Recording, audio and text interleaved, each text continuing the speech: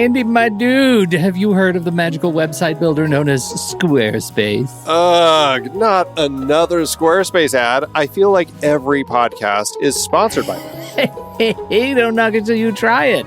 Yes, okay, it is overhyped, but actually it lives up to the hype.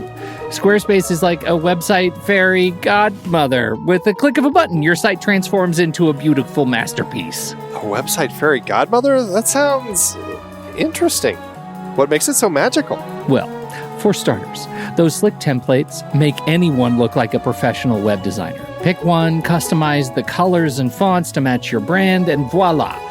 Plus, the drag and drop fluid engine is so easy, your grandma could build a site on Squarespace. Well, she did knit me a lovely scarf last Christmas.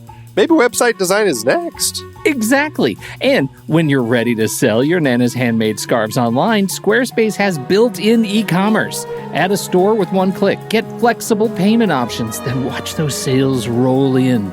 And when she wants to teach others her steezy scarf skills, Squarespace's new courses feature is just the ticket. Nana can set up her curriculum and enrollments and payments in a snap and become the next e-knitting influencer. Oh, wow, you really sold me with the grandma angle. Sign me up for that free trial. Just go to thenextreel.com/Squarespace and transform your site into a beautiful Squarespace masterpiece. Well, thanks, Pete. Even though it's overhyped, Squarespace actually sounds perfect for Nana's site's needs. Appreciate the warning on the ads, though. I'll brace myself next time I listen to a podcast. Anytime. Let me know if you need any help getting that site up and running.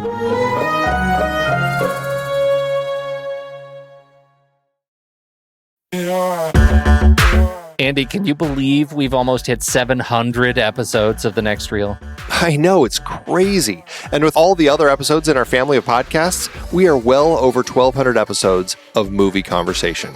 It's really pretty amazing that we've gotten to have these in-depth movie chats every week for over a decade now. And we couldn't have done it without our loyal community of film fans.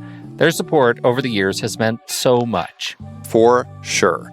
That reminds me, we should give the merch store a shout out. Buying shirts from thenextreel.com/merch is a great way listeners can continue to support the show. Plus, they get to sport our great designs.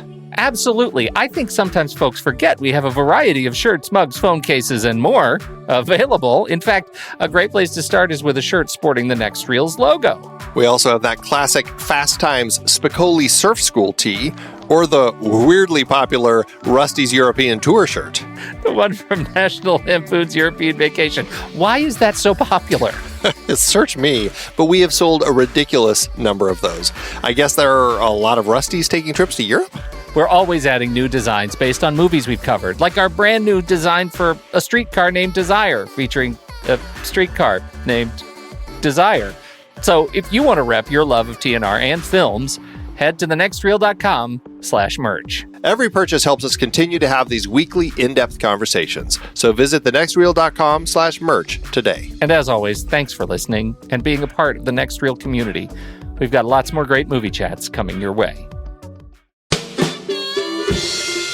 Welcome to the Next Reel Speakeasy, everybody, on rashpixel.fm. I'm Andy Nelson, and that over there is Pete Wright. Hello, everybody. On the Next Reel Speakeasy, we invite an industry guest to join us, and instead of serving up their favorite cocktails, they serve up movies that they love so that we can all talk about them. We'd like to welcome our guest to this month's show, film composer Harry Gregson-Williams. Born in England to a musical family, Harry earned a musical scholarship to St. John's College, Cambridge, at the young old age of 7. He then went on to gain a spot at London's Guildhall School of Music and Drama. And then after school, he became a music teacher both in England and Egypt. He started working under composer Richard Harvey as his assistant, then orchestrator and arranger for Stanley Myers before composing his first score for Nicholas Roeg. Was it Cold Heaven or Two Deaths? I saw both of those on IMDb, Harry, but it was confused because you're listed as music associate for one and then musician piano for the latter. Cold Heaven was a Stanley Myers score. And okay. It's a Hans Zimmer score. So I think I played piano for Hans on Two Deaths. Okay. I said he didn't compose the score for that one.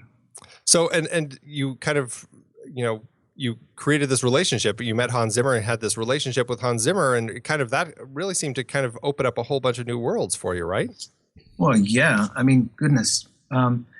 He's nothing if not brilliant at casting. So he loves that role. I think he's rather good at it. And what he saw in me back in 1995, I don't know, but certainly we got on really well pretty quickly.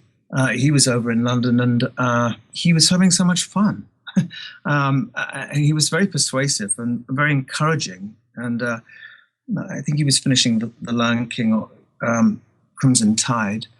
And when he left to come back here to Los Angeles, he said, you really should come with me. You can assist me and learn. And I really didn't hesitate. It was what an opportunity. And actually back then there really were very few people that made up it was called Media Ventures at that time, his company, and there were a couple of techs, as you'd imagine, with a Hans operation, music editor, and Nick Glennie-Smith was kind of the outgoing composing assistant. He was graduating, if you like. So there was a spot there, which I kind of jumped at. And then you ended up working with him on The Rock, I think, was right around then, right? And Nick, yes. Yeah. That was a baptism of fire, if ever there was one.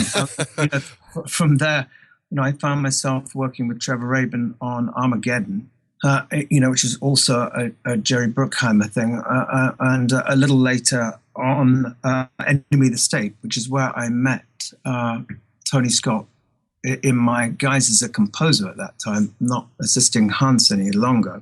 And, Tone, it was a life-changing relationship, rather like my relationship with Hans, actually. So, I always look back on these things as I couldn't tell you which was more kind of seminal and important to me, but that they all have been. Well, I mean, your list of films that you've composed for, I mean, it's a lengthy list. I mean, you mentioned Enemy of the State. You've done a bunch of animated films, a number for DreamWorks, like Ants.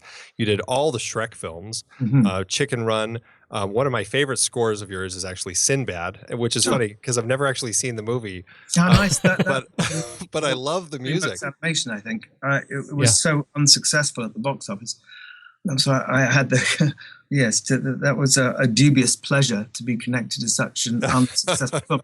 But it gave me a wonderful opportunity to write sort of swashbuckling big orchestral symphonic music, which was absolutely, and the Sirens track on there is just stunning. I mean, that's a real stunner. And then, of course, you also worked on Team America, so kind of a totally different type of animation.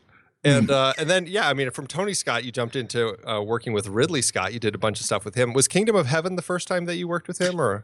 Yes, absolutely. And that when I look back on it, that my experience on that was the movie that Ridley gave me to score was a lot longer than the movie that we ended up with, and consequently, there was a lot more music. I don't think I've ever written so much music for a single movie. So it was really pleasurable for me, particularly, it was Kingdom of Heaven. There was quite a lot of choral work I was able to do on that, and I was really busting to do that.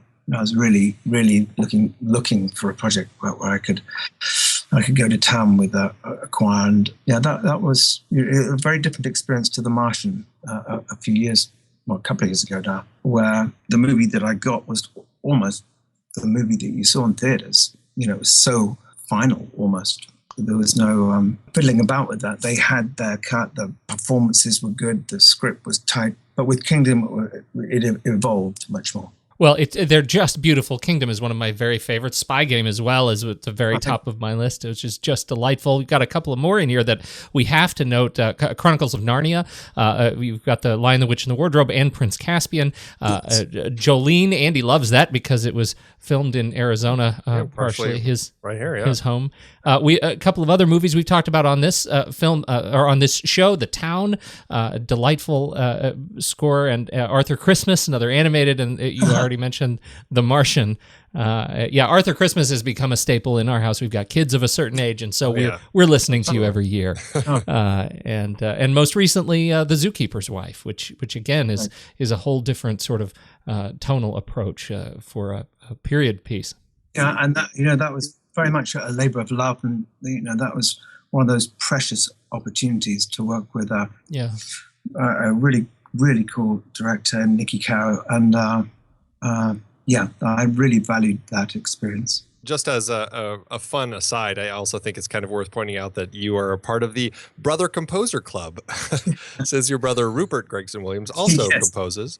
I would say we don't quite have a dynasty like the Newmans do. Like the Newmans, but then there's also the Danas, the Shermans, and even, I guess you could say, the Bacon brothers to a certain extent. It's it's funny. There seem to be a lot of brother composers out there. We have some questions from our online community over that we have through Patreon. I wanted to throw a few questions your way before we jump into the movie we're going to be talking about tonight. You already talked about Hans Zimmer and working with Media Ventures, now Remote Control. I guess you kind of already answered this, but I mean, is there anything else you want to say about working in that environment? And I know it can be very collaborative. I know a lot of people have kind of come through it, and it always piques my curiosity as a thing. And you mentioned that Hans Zimmer is kind of like, it's almost like, it sounded the way you described it, like he's almost like a casting director, helping kind of find the right people for the right films. Is that how you kind of see that? It's, in the misty past now, quite a long way in the past, he really hasn't changed much. He's the same jovial chap on the one hand, and then completely petrified on the other hand. I've always liked that about him. He's very real to me. He has the same issues as all of us composers do. He experiences a lot of anxiety. He experiences some success and otherwise. But he was always very straightforward with me. He gave me a very firm push in this direction. The direction of film music, and I was able to learn a lot from him, from kind of hovering in the back of his room and not being the fall guy or the spotlight being on him, not me. For a couple of years, and that was really valuable. It seems like an incredible opportunity for composers. I mean, it's great that he does that. Really, it's pretty awesome. We got a question on directors that you like working with, or what is it? I suppose the implied question is, what is it about directors that you particularly like working with as a composer? We've mentioned already Tony and Ridley Scott, and Nicholas Roeg, and Ben Affleck, and Aardman, Peter Lord, and Nick Park. What is it about directors that you like working with that makes them great directors for composers? Well, I think it's what they're giving me. It's the film. It's their ability to make a film that's interesting for a composer. You mentioned Ben Affleck, for instance. I didn't, of the 4 films that he's made, I unfortunately didn't do Argo, which is probably the most successful of all of them. But nonetheless, the other 3 that I've done, we've developed a certain shorthand and, a personal relationship through going through the ringer on these things, because nothing comes particularly easily. Someone like him, it's a pleasure to go over the edge again and see what one might find, and the more that you get to know a chap, the more he kind of knows how to push your buttons, and sometimes not in a fun way, but in a way that perhaps gets you to perform in a way that perhaps you wouldn't if the relationship were not so well developed. Kind of piggybacking off of that question, at what point in any of these particular projects do you get involved? I mean, I guess sometimes you're probably involved earlier than other times. How does that usually work? It really does vary. It really varies. The film that I'm just finishing up is a film called Breath, and it's directed by an actor called Simon Baker, who is in it, but he's turned his hand to directing. This is his first film, I think. And I joined the party when he already had pretty much a fine cut of the film, so very late in the day. I had enough time to do the score and to work with him, collaborate with him, but that's quite unusual. Usually, there will be more time, and one's scoring a film that's not necessarily perfectly defined yet. And so one's almost helping the director find his movie. And there's definitely a lot of, running down one path and then realizing you have to come back down and go up another path, musically speaking.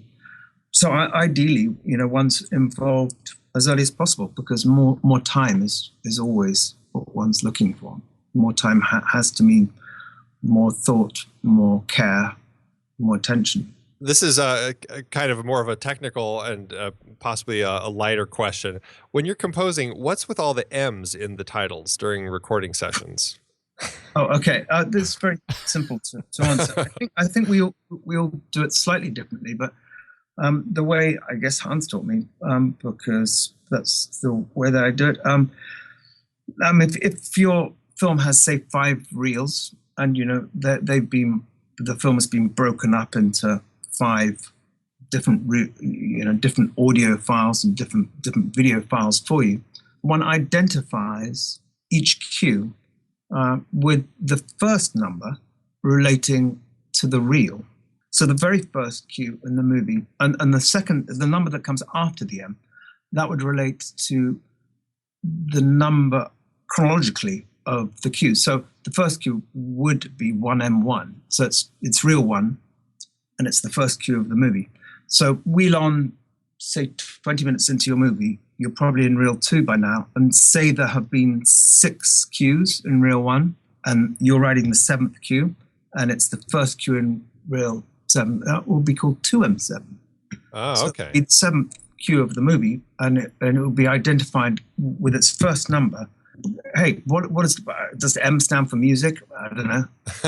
It's funny. But I know that it goes between the 2 numbers, and that's how we identify. Well, it's funny so because if you hear a cue called 6M49, right. the late in the movie, it's reel 6, and there've been 48 cues before it. It's interesting that it's kind of stuck with that reel thing because it seems kind of outdated now, but I guess that's just how it goes. Like, how do they even identify reels anymore? It works for us because it's not so overwhelming to look at the whole. We've got a question here on temp tracks. I wonder what your thoughts are on temp tracks and how particularly they've affected the work of composers. Again, I can only really speak from my own experience. Temp tracks are crucial for not the composer, certainly not to begin with, but for the editor and the director. I mean, we all know that creating the right rhythm and length of scenes, selecting the right shots and staying with a shot a certain length of time, it's really handy for the director to hear music as he's doing that, to help him imagine how things are going to flow. So, I've never seen it as something that was put there to torture me. It's something that, different directors treat differently, but I think they all have one thing in common: is they use it as a tool in order to help them not just imagine, but help their movie play out in a certain way. Now, certain directors may fall in love with the music that they temp in, and that could cause a composer problems later on, but not insurmountable problems. I think a composer who tells you that he's trapped and has nowhere to go by a temp track is maybe being a bit lazy. I mean, the point is, if something works rhythmically perfectly for a director, a piece of temp music, hopefully not melodically or harmonically, because I don't know where you go there, but there's something about the tone and texture of a piece of temp music. I think as a composer, you have to take that on board and work out what you're going to do as relates to your score. Not, am I going to rip this off, or do I have to do the same as this? I don't see it like that at all. Yeah, it's always an interesting thing, and I mean, I know it's something that comes up a lot, especially with, it seems like Ridley Scott's films seem to be something that it pops up quite a bit in. So it's good hearing kind of from your perspective as somebody who's worked with Ridley Scott. Yeah, the last film I did with him was The Martian. I don't recall the temp track. The part of a composer's, part of his lot is going to be, if he does feel a bit trapped with a piece of temp music, he's got to be smart enough to find a way out of that. Sure, yeah. And to understand what it is, that's turning the director on. I think an easier way out would be to, basically cop it and say, okay, well, I'm going to change the top note here. And, I don't think that's necessary. What another question from the community? What are your thoughts on technology in film composing? Do you use a lot of, as he says, Hans Zimmer-esque technology to compose, or is it more traditional? Yeah, no, I mean, when I showed up in 1995, I was a pen and paper guy. Mm-hmm. And that, Hans kind of put me in a tiny room and with an Apple computer and said, look, you got to learn how to use a sequencer, and please don't come out until you have.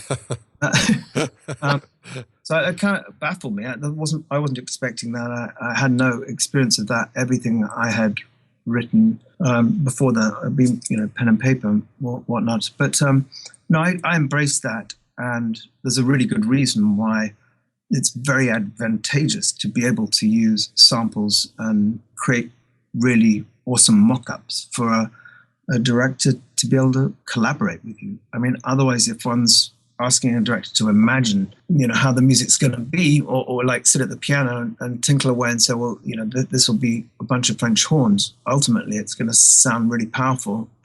That's quite a stretch. And so, yeah, we've come to a place where I think you'll find most composers have embraced technology so much so that it's part of our lives. I love it. It's not where I kind of started at all. Our last question for the community: is there a different process for you for composing for an animated film versus a live action film? And I suppose we could take that both ways, creatively and technically. No, not really. Technically, no. And creatively, not really, because, I think back to the first animation I did, Ants, for Jeffrey Katzenberg at DreamWorks, and I think struggling to find a way into that movie. I do recall him saying, look, for God's sake, can you just don't focus on them all being ants? This is a Woody Allen movie. This is romancing stone. And in many ways, he was really, he was on something, because, take a Shrek movie, for instance, there's, Shrek adores Fiona, and a lot of the movies are concerned with them being apart and him trying to get them back together again. And, this could be a live action scenario. And so I think when looking for the sort of emotional arc of a character, it's made little difference that a lot of the films that I have scored have been animated. I think that let's shift our conversation here and jump into the movie that we're here to talk about. This is, it's amazing learning all this information about you, but something that I also found very interesting is one of your favorite movies is Silver Linings Playbook, and that's what we're actually here to talk about tonight. The whole time you're rooting for this Hemingway guy to survive the war and to be with the woman that he loves. It's 4:00 in the morning, Pat. I can't apologize. I will apologize on behalf of Ernest Hemingway, because that's who's to blame here. Yeah, have Ernest Hemingway call us and apologize to us, too. Pat, you have to have a strategy. I hate my illness, and I want to control it. I hope you're okay with Veronica's sister coming over. Tiffany and Tommy? Just Tiffany. What happened to Tommy? He died. How'd he die? Please, don't bring it up. Hey, Tiffany. This is Pat. You look nice. Thank you. How'd Tommy die? No. What meds are you on? I used to be on lithium and Seroquel. I was on Xanax. You ever take Klonopin? Klonopin, yeah. I guess I was. I'm tired. I want to go. Are you going to walk me home or what? You have poor social skills. You have a problem. I have a problem? Mm-hmm. You say more inappropriate things than appropriate things. I love the sort of dysfunction of it. Really appeals to me. I love the characters. They feel really flawed but honest. I like David O. Russell's movies. I like the cast. There's a lot of that I like about it. We've got a lot to talk about this movie and your relationship to it. But the thing I think that surprised me the most, and it is, I know as I'm about to say these words, they're totally ridiculous, but it seems so strange to me that we're talking to you with your body of work, that you are choosing a film that is not particularly strong in score. No, yeah, I thought about that, but when asked what my 3 or 4 sort of top movies were, this definitely is one, and it's not lacking in music, this movie. No. Uses songs and instrumental music, let's say needle drops, not score per se, quite a lot. So music plays a huge part in this movie. Just, I guess, if it would have been Lawrence of Arabia or something, then we'd have a different conversation. Seminal score. I mean, I think don't worry. My favorite movie is not particularly strong in podcasts either, so I know it's ridiculous. You know, it's absolutely. There's a lot I like about it, but this film doesn't hinge on the score. David O. Russell is such an interesting filmmaker. He seems to be a filmmaker who is very. I want to say big, like he really like there's just, and I don't know if that's the right word, but there's really an energy to the way that he puts films together that I find very appealing. The films don't always work for me, but when they do, boy, they really work incredibly well. And this film, I think that he really tapped into this, just kind of this manic energy of Pat, our lead character, and Tiffany, really. Just kind of this kind of mental illness pairing that they have, and just the energy that he infuses into films. I mean, it really seems to come through very strongly in this story, and it really connects with the characters just brilliantly, I think. It's based on a book, but which I never read. But I found this movie to be very unshowy, but it's not like we're in that sort of in that land where, like Birdman, for instance. I mean, you know, the cinematography and the whole concept of how they shot that movie. So we're not in any particularly extraordinary way of making a movie here. He just does it so well, I think, and lets the actors play. Or even something like Three Kings, which you already mentioned. I mean, that has some crazy cinematography going on there. You know, immediately when you said that, I thought of when they're talking about getting shot in the gut or in your lungs, and how you follow the bullet like enter the body cavity, and you see everything happening. I mean, it's just very interesting. Here it is very much more focused on the characters. I mean, there still is this energy around the way the camera moves and almost like dances around the characters and the editing and everything. But yeah, it's nothing quite as over the top as some stuff that he's done in the past. It's an interesting thing. You mentioned that it's based on the book by Matthew Quick, and I find the connection between David O. Russell's response to the material and Matthew's response to creating it.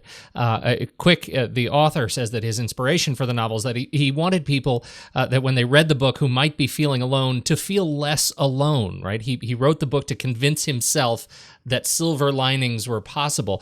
He was in the middle of making a transition. He was an English teacher at the time and wanted to become a full-time author, and that this was the book that got him over the hump there. Well, David O. Russell discovers this and it finds that it so closely mirrors his own life and his relationship with his son, who faces similar challenges to Bradley Cooper's character, although was a young child at the time, that he said he just had to make this movie. He had such a deep personal connection to the material itself, and you know, he is effectively De Niro and his son is Bradley Cooper, and he said that was the movie that he wanted to make his son feel like he's a part of this world too. I found that really compelling, and it made me enjoy the movie that much more this viewing, things that I didn't know before reading up on it. Absolutely, but I think Bradley Cooper's character actually says, stay positive and you might have a shot at a silver lining. Just right there, I love the positivity and the optimism of these characters who, on the face of it, have really very little to be optimistic and happy about. But they kind of create their own world. I didn't come away from the movie feeling like I'd been sort of preached to about any particular mental illness subject. That I discovered these two characters in the midst of their pretty much hell, and how David Russell handles it. I just thought it was perfect, and it's as much emotionally affecting as it is funny. I found a lot of it really funny. Well, you mentioned the honesty that David O. Russell kind of infuses his characters with. I mean, they really have this sense of honesty, and I think that by doing that, he's allowing kind of the mental illness that the characters have just to be kind of part of life. It's not, we're not focusing on that. I mean, certainly it's kind of a critical part of the story as Pat Jr. is really dealing with his mental illness and the fact that it got him into this mental institution and all of that sort of stuff. But really, it's just, I mean, that's his character, and he's just living life, and we're just watching, and everybody's just kind of dealing with life, and it's how people handle stuff, and it does really make it much more accessible, and it just makes it like it's just there. It doesn't have to be this big scary thing, right? And I really appreciated that in this yeah, absolutely. And if you look at his parents, you know, the De Niro and Jackie Weaver characters, I mean, they're pretty messed up themselves. I love there's a line early on where I guess he's talking about his marriage and trying to defend his expectations for Nikki, his wife, and says something like, you know, we're just as in love as you two. And right at that moment, you realize, I mean, they might be in love, but they're not really behaving like they are. I mean, his parents, and they have issues as well. I mean, you know, he's an oddball. Yeah, you know, that's one of the things I like so much about it. I mean, Andy made the point earlier that David O. Russell, you know, he tends to work big, you know, he works big, but so much of this is like the intimacy that we get with not just the sort of mental illness of Cooper and the deep sorrow and grief of Jennifer Lawrence, but the just day-to-day mental illness that impacts all of us when we go to family reunions and Thanksgivings, and like we all are on some sort of a spectrum, and I think that's very much what this film highlights for me, is the normalcy of the abnormalities that we experience as human organisms. And I think that is an incredibly special message that's buried in here, and it's kind of a small message, which is kind of a radical departure for David O. Russell and his grandiosity. Basically, be who you are, yeah. and put a positive spin on things if you can. I mean, his psychiatrist, is it Dr. Patel? Yeah, Cliff. Such a foil for Bradley Cooper's character. So, you know, I love his introduction and where his character goes, and you know, the fact that he shows up at the Eagles game. And I never quite knew where the movie was going to take me. That was another thing that I really appreciated about it the first time I saw it. I had no idea. I was rooting for the two leads to get together. Wasn't quite sure whether they would, or even if they did, what would happen. But somehow he managed to, you know, take us on a trip that one couldn't really predict, and bring us to a really warm ending. It's always great when a script can do that, when you can watch a movie and go, I really have no idea where I'm going to end up with this one.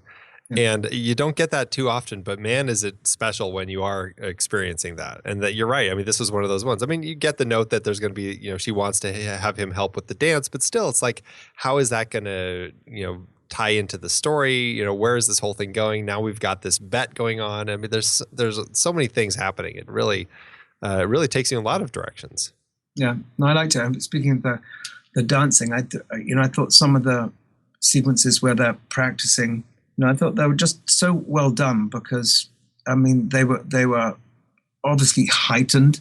You know, is it possible that he learned to dance so quickly and be so efficient? But it kind of gave me what I really, really wanted, which is to see them having a good time, being happy, even for just pockets of time. And I love the Chris Tucker character as well. Very bizarre. Can I just say this is the best thing he's ever done. Yeah, Chris Tucker. No, he really did it well as well, and he really played that character well. Actually, all the smaller parts I really liked. I really liked, Bradley Cooper's friend. Was it John Ortiz? Yeah, right. John Ortiz is Ronnie. Yeah, I really liked him, the way that he felt throttled. Don't tell my wife. I feel like I'm joking. Yeah, it's a delightfully real performance from him. You know, David O. Russell, I just want to back up to him as a director, right? We've talked a little bit about him as a writer, but as a director, it's one of the interesting things I found in an interview with him, talking about the dance in particular. And as a director, when you're faced with doing something that you've never done, and in this case, he called the dance his high wire act. That he had no idea how he was going to direct these sequences, particularly the final sequence, in order to do it in a way that was compelling and interesting, that we haven't given it all away in the practice sequences. How are we going to do this final thing? And one of his big surprises was the final lift. which actually came out in test audiences as something that audiences couldn't quite get enough of. It was originally a really short bit, and they kept pushing it and making it a little bit longer. And every time they made it longer, the test audiences they would love it. They would find it just such a powerful and tense experience watching her gripping his face from all those different sides, just trying to hold on for dear life. And it becomes kind of a metaphor for their experience in the film. To my eye, the way he directed that dance is an ultimate sort of success story of facing that high wire act. And I love the way he talks about that, facing something you've never done before as a director, and that sequence, which ultimately is a rather simple sort of sequence in hindsight, sort of hit that bar for him. I thought that was really well executed. Yeah, no, I'd agree. And, maybe it's quite literal, the lift, as it were. I mean, it is an uplifting movie, and I think he conjured together some really great performances from the actors. I think Jennifer Lawrence, especially at the beginning of the movie, she's so sort of reserved. It's really difficult to read her, what she really is thinking. And so when she comes out with things like she does, it's kind of shocking. He's a man. He's a director who absolutely has a command of what he's doing, in my view. And it turns out that I had to look up the editors, or the two editors credited on the movie. It turns out I think I worked with Jay Cassidy years and years and years ago, and he seems to have done a lot of films now with David Ross, doesn't he? I think we did Antoine Fuqua's first movie together, which is called The Replacement Killers. Oh, way back then. Oh, back fantastic. In 1996 or something, yeah. Yeah, this was their first movie together, Jay Cassidy, and they met each other essentially on a blind telephone date. The way they talk about it, it's a fascinating kind of relationship. But this is an interesting thing when we're talking specifically about building character. Apparently, the way Russell shoots, he essentially lets the camera run as long as he can on a take, which is essentially the full sort of 22 minutes, and so they end up with a lot of versions of each character. Some characters, some takes of a particular scene, the character is much more affected than another, and some and much more subdued in others. And so much of their effort in the editing booth is to cut together the right versions of the right characters and sort of put these puzzle pieces together. And I get the sense that, what's left on the floor is essentially 2 or 3 other complete movies with very different characters left. That'd be interesting to see. Right. Yeah, right. I didn't know that. That's it certainly must be quite testing for the actors to have these long takes. Yeah. But I love the way the characters play off each other in this movie. So he was definitely onto something. Cassidy says, for David, editing is just a continuation of screenwriting. It is the final draft. And I thought that was a really lovely and sort of poetic punctuation. Let's talk real quick about the first shot and last shot of the film. The first shot of the film, we start over black as we hear Pat reading a letter about what Sundays mean to him. This is a letter that he's written to Nikki, his wife, who the whole story is about him trying to get back. And then we also have some text telling us that we're actually at a psychiatric facility. And then we fade up on Pat's back and we track into him as he reads this letter. And someone knocking several times telling Pat that it is time to go. And the last shot, Pat is talking about Sundays again. We've come full circle. He says, Sunday's my favorite day again. And we slowly push in on him with Tiffany in his lap, and they kiss, and they're happy, and it's adorable. Absolutely. Yeah, I'd agree with that. Yeah, I like the very beginning of the movie. It's difficult. It takes a while for one to kind of get a grip on what sort of movie this is going to be. He's quite irritable at the beginning, Bradley Cooper's character, isn't he? And it actually, once he's bundled in the car and he's on his way home, it takes the Chris Tucker character who hitches a ride to come in and kind of let you know, actually, you really don't know what sort of movie this is going to be. Well, isn't it funny that Chris Tucker is the one who softens the edges of just about every hard scene with Bradley Cooper? Yeah. Uh-huh. It's a really nice open and close to the film. I mean, I think that the shots themselves don't have as much of a thematic connection other than he's alone and then now he's finally with somebody happy. I mean, he's focused on Nikki and alone at the beginning. At the end, he's no longer focused on Nikki and now he's with Tiffany and he's happy. But it also, I think a lot of it is really just about the script, and he's talking about Sundays and how important Sundays were to him, and how, you know, Nikki didn't know that he loved Sundays, and it kind of, you know, Sundays, the importance of Sundays kind of fell away for him. But now that he's kind of gotten over Nikki and everything's come back, and you know, he's with Tiffany, Sundays, like he says, Sunday's my favorite day again. I like that, the way that the script itself really helps kind of tie the beginning and end of the film together. It occurred to me, I mean, Sundays is also football day, isn't it? Yes, so, right, yeah.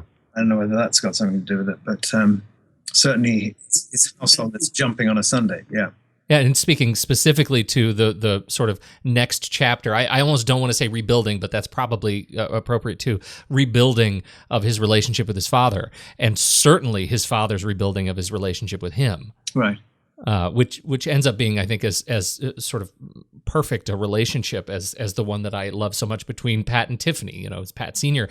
and just again the subtlety with which De Niro actually tones down his natural De Niro-ness to play this dad is really special. Yeah, no, I'd agree with you. I as the years have gone by, I'm less and less drawn to Robert De Niro as an actor, but I was really, really, really thrilled in this movie. I thought he was just perfect, pitch perfect, really. He had two scenes that really, for me, it was like, this is why I love watching Robert De Niro. One is when he gets so mad at Pat Jr. for not being there, and he's so mean. It's like his superstitions and his passion for the game have like turned him into such this spiteful person. He's like, you're an awful kid, and all this, like he's saying such horrible things to his son. I mean, it broke my heart to watch that scene. And then following that up with the scene where he's talking to Pat when Pat's in bed, and he's talking to him, as a nice quiet scene about how he might not have been there as much, and he's kind of tearing up. I mean, it's just like two powerful scenes that it's like, this is De Niro. This is what I love seeing De Niro do. I agree. Yeah. He was right on song. That it was Robert De Niro with the final sort of, and I don't mean this derogatorily, his final sort of Hollywood call to action. You got to go get her. Don't let this, she loves you. Nikki didn't. She loves you. Don't mess this up. I wanted to leave. I don't even know what I was looking for. I wanted to leave the house. De Niro told me to go look for somebody. We sort of skipped Bradley Cooper and Jennifer Lawrence just in terms of their performances specifically, which, I think talking specifically about Jennifer Lawrence, because we don't even see her until 24 minutes into the film. And that gives us a chance to really live in the head of Cooper's Pat. And then we're introduced to another very hard character. Yeah, that's something I really like about her. Her entrance is kind of a bit of a surprise and quite abrupt, isn't it?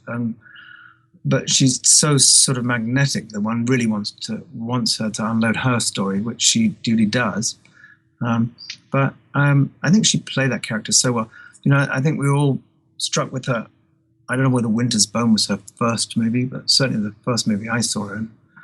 I thought it was unbelievable. And, she's gone on to star in some big studio type pictures, but I loved her in this film. I thought she was just goofy enough, just like off the beaten track enough to be believable as someone with as many hang-ups as this girl has, with the sort of stuff that she's been through. I thought she was absolutely brilliant. She was so funny. That's what struck me about this. And I don't think Winterbone was her first film. She'd been in, I think, some smaller parts, but I don't think anything that she had been in, at least to my recollection, was funny. I mean, The Hunger Games was right before this. Certainly not a funny movie. X-Men First Class, even maybe The Beaver, the Jodie Foster movie, might have had some comedy. But this, it seemed like David O. Russell found the right way to tap into Jennifer Lawrence that we all know and love, because this seems like so much her essence that she's bringing forth here. And you can see why she received so many accolades for her performance here, because it's this shining star performance here. It's just amazing what she does. Well, and sort of genetically. I mean, she is gifted with that sort of genetic ambiguity of age. She was 21 when she started shooting this film. Right. Which is an amazing thing. I mean, the depth at which she brings that sort of level of grief, the level of grief of having lost a husband in a really just diabolically sad way to lose her husband, the police officer, buying lingerie for her to try to rekindle their marriage. Like, where does she get this stuff? I mean, it's but just... I love her strength and her determination. She's, she's no pushover. And she seems like she must need saving, but actually she's quite capable of being the one who does the saving. I think her character's really well drawn here. Yeah, absolutely. And Bradley Cooper, I have to say, I mean, he's a hit and miss with me, but for the most part, I think for the most part I enjoy him. But I don't think I had seen, and I think even when I first saw this, I didn't connect with Bradley Cooper as much as I did on my rewatch this time. I mean, I was just blown away by everything he's doing here. He's got such a handle on the way that he's dealing with all the different episodes that he has, and just the volatility, the ups and downs. I mean, his everything is like the non-filter that he's always having. He really handles it incredibly well. And what I heard is that he only had like less than 6 weeks to prep on this, because I think Mark Wahlberg was initially on board, but then at the last minute, Russell decided to switch over to Cooper. But isn't it how lightning sometimes does strike in the right place? And the casting, I think, has a lot to do with the success of the movie. And somehow these two people at the stage they were when they shot this movie in their careers and the age they are. Yeah, I think they played up each other really well, and I'm sure a lot of that has to do with how they were directed. But in terms of casting, I think it's just couldn't be more perfect. And clearly he's somebody who, from this film, he's developed a great working relationship with Jennifer Lawrence, because, I mean, this is the first of at least 4 movies that they have worked on together. So, I mean, they definitely have continued working well on screen together. The other part of their parents, Jackie Weaver, you already mentioned Jackie Weaver as Dolores, again, brilliant. She just exudes the role. Brilliant and understated. I think she just says an awful lot with her face and with the way she delivers her lines. But that could easily have been an overpowering character. I think it was really, really well done. And you'd never believe that she's Australian. Case in point. Is she? Yeah, she was in was it Animal Kingdom? Animal Kingdom, and she was so good in that. And then to see this is like totally no sign of her Aussie accent popping up here. Let's see. We mentioned Chris Tucker. This was his first film since Jackie Brown in '97, other than one Rush Hour movie. Or all three Rush Hour movies. All the Rush Hour movies. And then he did Billy Lynn's Long Halftime Walk, which I didn't see. Man, it's fun not to see him as Ruby Rod. Good. But a great part. I'm sure he read it. Oh, I have to do that. Oh, every time he's in it, too. That when he comes in to teach him how to dance, how to have some soul, it's just fantastic. It's fantastic. Anupam Kher, we mentioned Dr. Cliff Patel. It's delightful to see him in here, and particularly, as you mentioned, when he gets off the bus at the game, it's fantastic. And then the rest of the cast, we've got John Ortiz and Shea Wiggum and Julia Stiles. Oh, my goodness. Such an incredible talent in Julia Stiles again for a very, very brief little bit.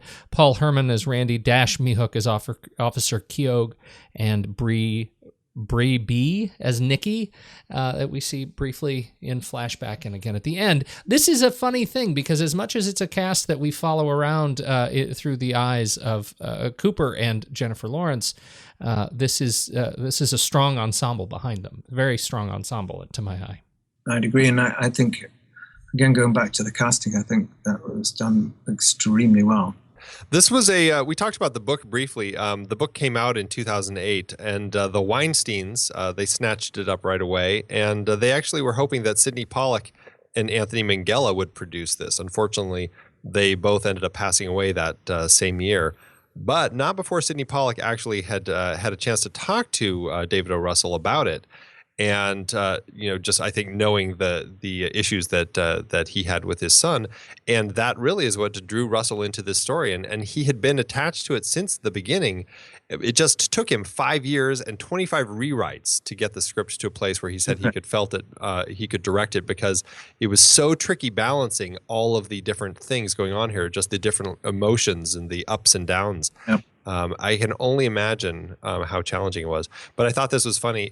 Apparently, when he was writing it, he had Vince Vaughn and Zooey Deschanel as the two leads cast in his head. No, I'm not sure I can picture Totally that. different movie there.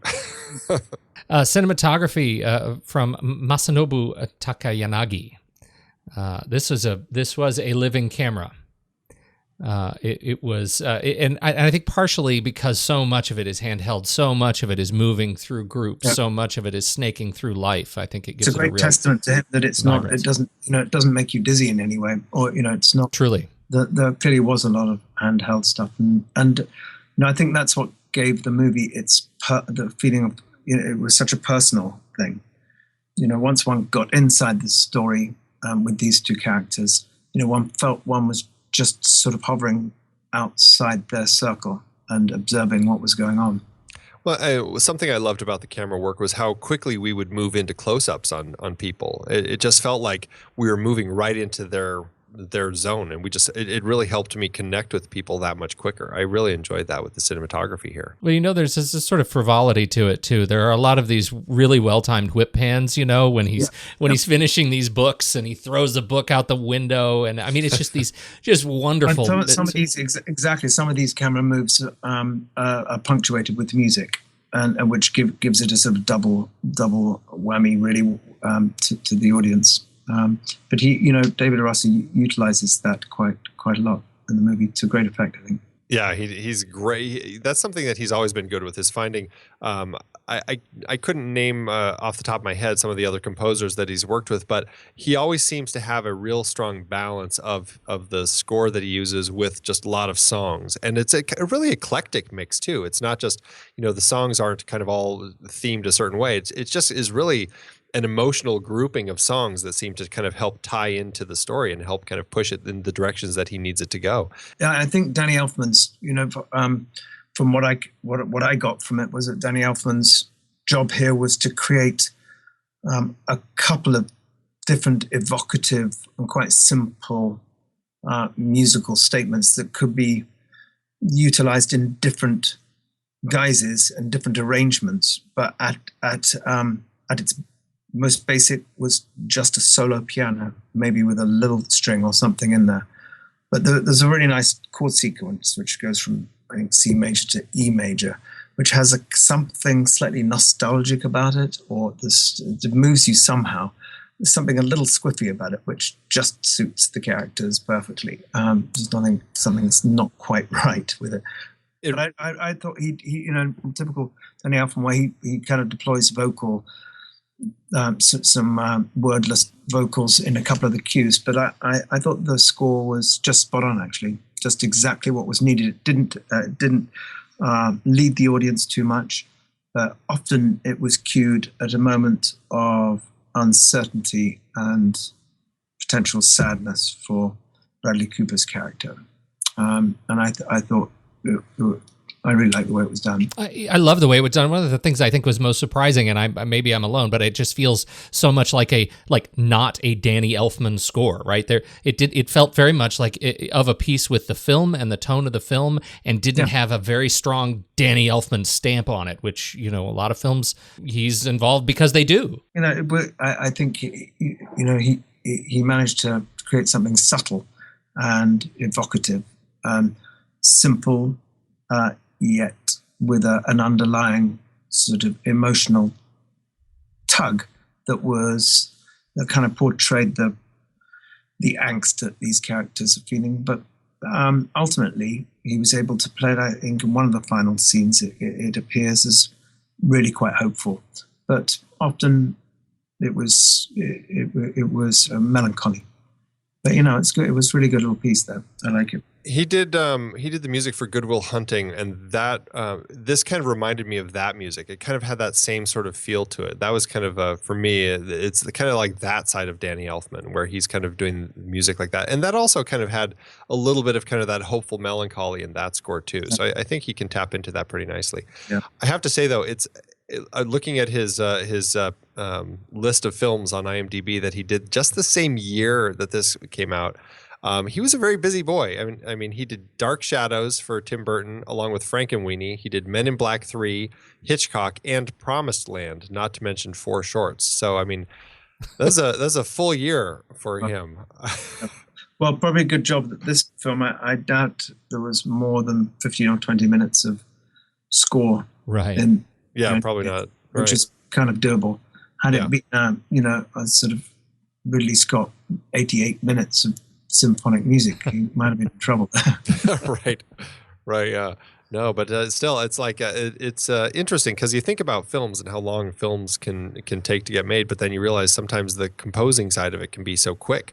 I mean, obviously, sometimes it can be much longer, but sometimes, you're getting six feature films cranked out in a year, so it's pretty amazing.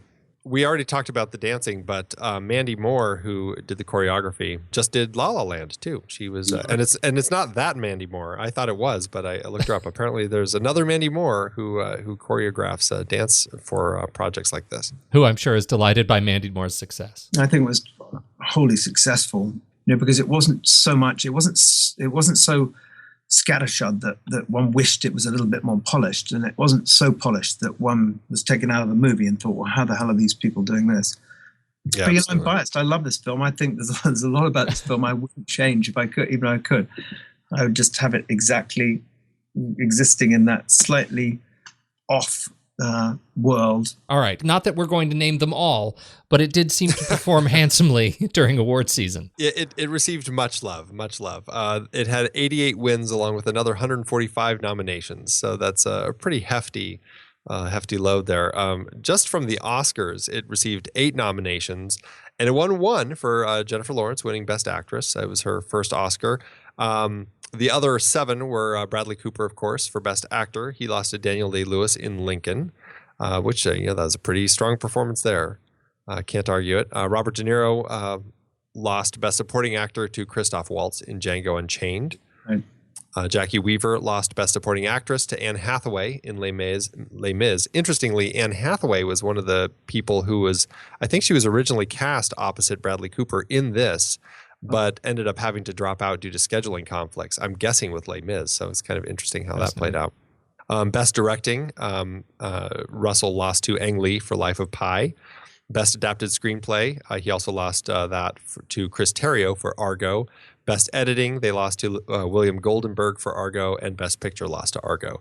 But it was a few little trivia bits about the Oscars. It was the first since $1 Million Baby to be a Big Five nominee, getting the actor, actress, picture, director, and writing nominations, and the first since Reds back in 1981 to earn the nominations for all 4 acting categories. So, and Danny Elfman performed fairly well too, right? Well, Danny Elfman actually did. I guess he got a BMI Film and Music TV Award for his score in this, and then he was nominated for Composer of the Year at the World Soundtrack Awards. But that was probably just because he was so prolific this movie. Yeah, right.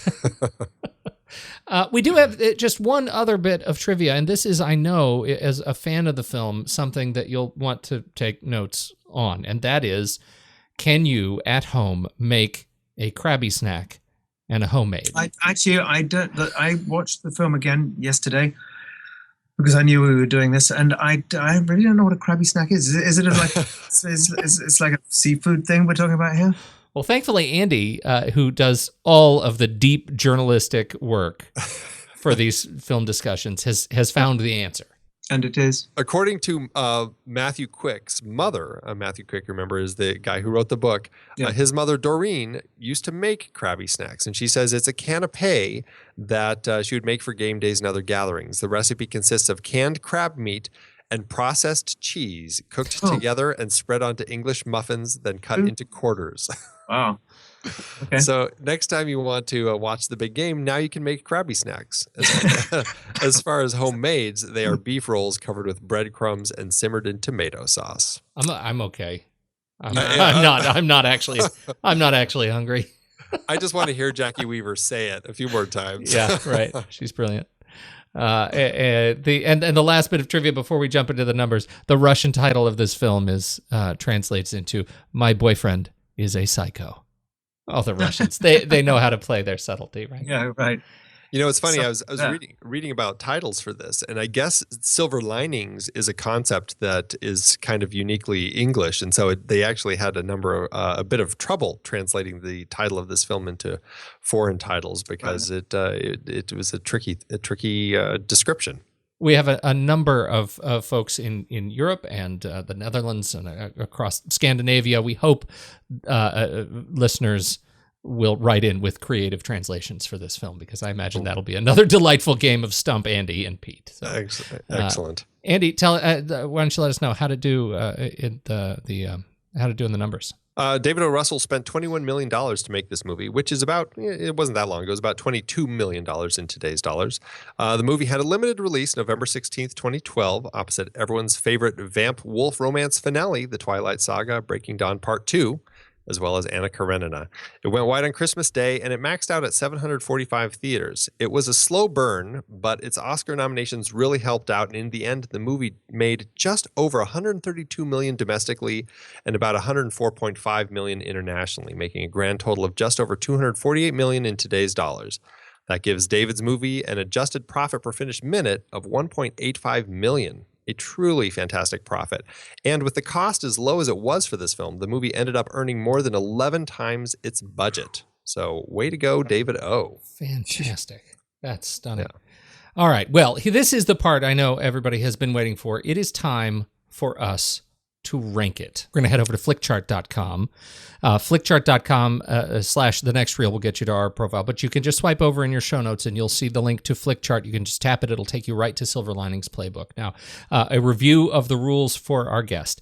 We're putting ourselves in the headspace of being on a deserted island, and all you have is Silver Linings Playbook and one other movie and a device of some sort to watch it on. And you have to choose, as we list off the other movie, which one you would prefer to watch. I have a feeling I know where you're going to go. If there's a movie that we list that you haven't seen, Andy and I will break the tie with a rigorously adult game of rock, paper, scissors. Okay. Here we go. Andy, Silver Linings Playbook, or... First up, it's opposite Hot Fuzz. Silver Linings. Say Silver Linings on this one. The gentleman's win. I will also say Silver Linings Playbook. All right, next up, Silver Linings Playbook or Trading Places. Oh, definitely Silver Linings Playbook. Yep. All right, Silver Linings Playbook or the Disney classic 101 Dalmatians, another speakeasy we did recently. I'm saving Silver Linings. Yeah, Silver Linings for me. Emmy. Silver Linings Playbook or Black Hawk Down, speaking of Ridley Scott. I'm going to say Silver Linings here. For the desert island, definitely. Yeah, Silver Linings takes it. Silver Linings Playbook or Jaws. Getting tough now. I'm going with Jaws. I think I'm Jaws too. That owns a very special corner of my heart. Oh, I know. I don't agree with either of you, but well, that's what makes this fun. That's what makes it fun. Yeah. All right. What's next? All right. Next up, we have Silver Linings Playbook or a much less fun film to watch, Requiem for a Dream. Silver Linings Playbook, please. Requiem for a Dream. Really? Yeah, I love that film. As do we. But whew. I would say Requiem also, actually. It is a brutal film to watch, but man, is it powerful. Well, me and my talking refrigerator are going to stick with Silver Lining. Silver Linings Playbook or Alien. More Ridley Scott. I am Alien. I'm Silver Lining. Alien. Outnumbered. Look at this. All right. Silver Linings Playbook or Raiders of the Lost Ark. I'm Raiders. Raiders. Are you kidding? Straight out of my childhood. Outnumbered again. No, I'm sorry. Silver Linings Playbook or All the President's Men. This is, oh boy. I have to be All the President's Men. I have allowed presidents to win too many times. It's too far at the top of my list. I'm a little torn on this one, actually. I might say Silver Linings Playbook, but you both are All the President's Men, so... No. He's Silver Linings. Oh, you're not? Oh, sorry. Yeah. I thought you said All the President's Men. Okay. Well, there you go. Silver Linings takes that one. That's it. It leaves Silver Linings Playbook at number 17 on our chart. And we have the honor of having Harry on the show this is number 300, Pete. This is our 300th entry. This is our 300th movie that we have talked about on this show. That's fantastic. So there you go. I didn't even know that, and we're having an anniversary. Yeah, there it is. I'm assuming that on a star rating for our partners over at letterboxd.com/thenextreel, I'm assuming for you, Harry, this is a 5-star film out of 5. Yeah, it is. It's so quirky and it's so dysfunctional, and it made me laugh, and it didn't make me cry, but it had a lot of emotion, and I just loved it. I thought it was a heck of a difficult balancing act, and I thought the filmmakers pulled it off perfectly.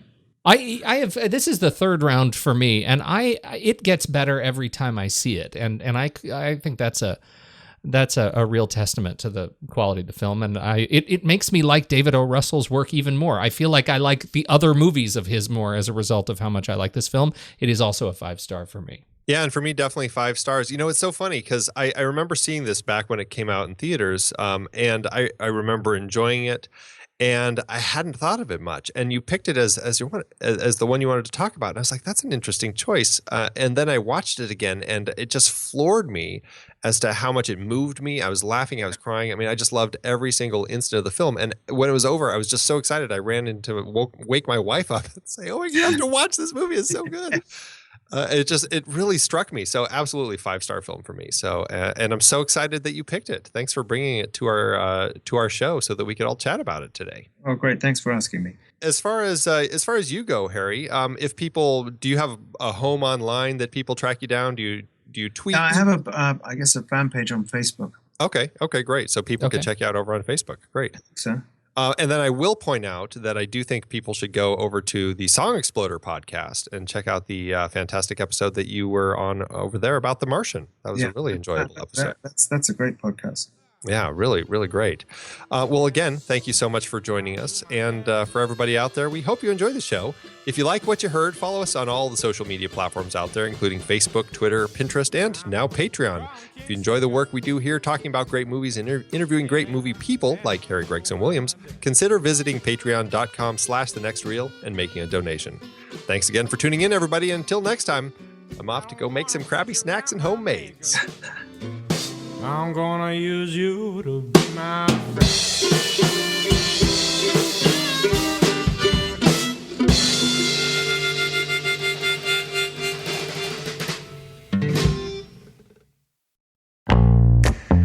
I love having these wonderful chats on movies we like with all these industry guests talking about some of their favorite movies. So many great conversations on that show about so many great movies. We have so much fun having these conversations, but producing the show week after week does require a lot of work behind the scenes.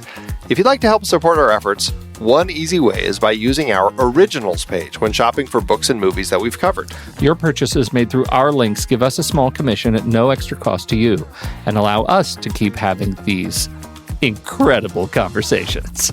The Originals page at thenextreel.com/originals links to the source material for all the adapted film discussions on the Next Reel's family of podcasts. Purchasing through our links supports the show. It's your one-stop shop for Amazon and Apple links where you can buy your copy of the original source material.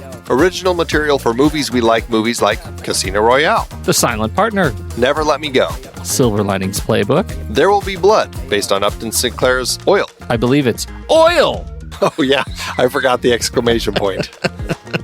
Plus, by using those links to buy your next read, Apple and Amazon show us a little bit of love, which allows you to support our family of shows with minimal effort.